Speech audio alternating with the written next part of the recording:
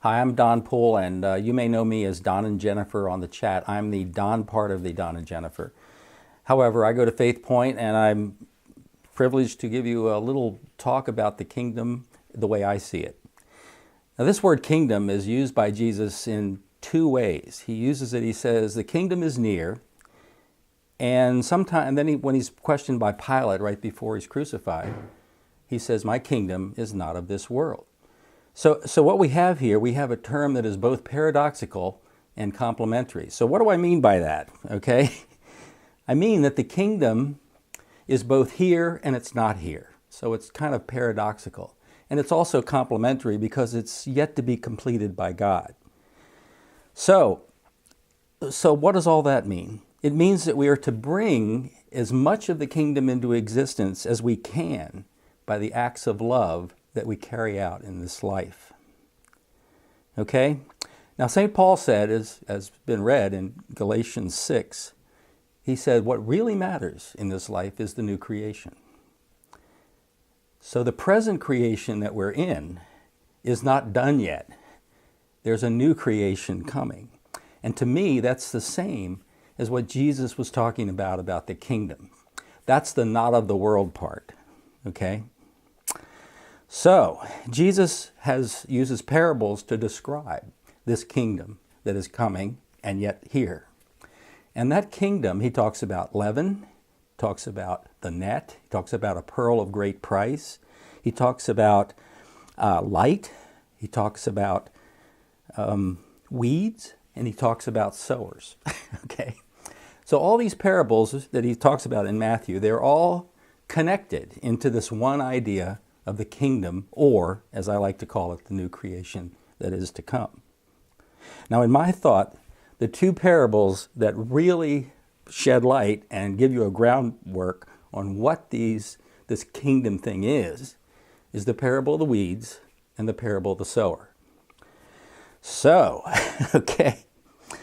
So let's look at what Jesus and how Jesus interprets these parables. What does he say they mean? So he gives a parable, then he explains it. So we'll go through some of these ideas. In the weeds parable, there are good and bad seeds, and they are sown in the world together.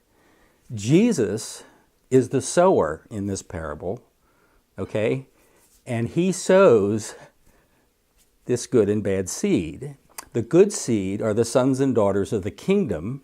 The bad seed are sown by the evil one, and they are the weeds. They grow up together, okay? And at the end, at the harvest, and Jesus then tells us that they are separated. The weeds are thrown into the fire, and they are no more. So this clearly is kind of a judgment parable about what is to come, okay? The other parable, the parable of the sower, is quite different and yet very similar. It's kind of like the kingdom, okay? In the sower parable, God is the one who sows, and what he sows is the seed is the Word, and the Word made flesh is Jesus, okay? So God is sowing the seed, Jesus, the Word, into the world, which is the field. And Jesus explains that in Matthew also. So in both parables, if I put them together, I've got the weeds and the sons and daughters of the kingdom are together. They are sown into the world. And Jesus in the sower parable also talks about the ground on which this seed is sown.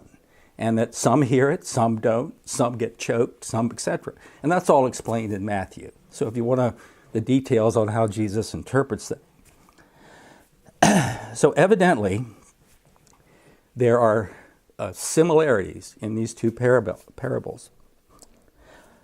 But it's very important to understand that at the end of both parables, Jesus uses a very cryptic saying. He says, those that have ears, let them hear. Okay? Twice. So one time he says it to the crowds, and the other time he says it to the disciples. So obviously, both groups have a hearing problem. They're not hearing what he's saying. It kind of reminds me when I taught school. I would go over an idea or a concept with the students. Some of them would get it, and some of them would say, I don't understand, and they'd have questions. So I'd go over it again, kind of like Jesus does with all the different parables, and I'd try a different technique of teaching, or I'd use other examples, like Jesus did, and some people still wouldn't get it. So, Jesus would just say, well, those that have ears, let them hear. I didn't have that luxury. I had to continue to ask them questions because I got paid depending upon how well my students learned what I had taught. So another important metaphor and image in these parables is the image of the seed. Now, what is a seed? A seed is simply a vehicle that eventually produces what something was originally meant to be. So when we put a seed in the ground, we see this different thing called a plant come up. So the seed has to die in order to become this plant. So the DNA of the plant that God intended it to be gets expressed.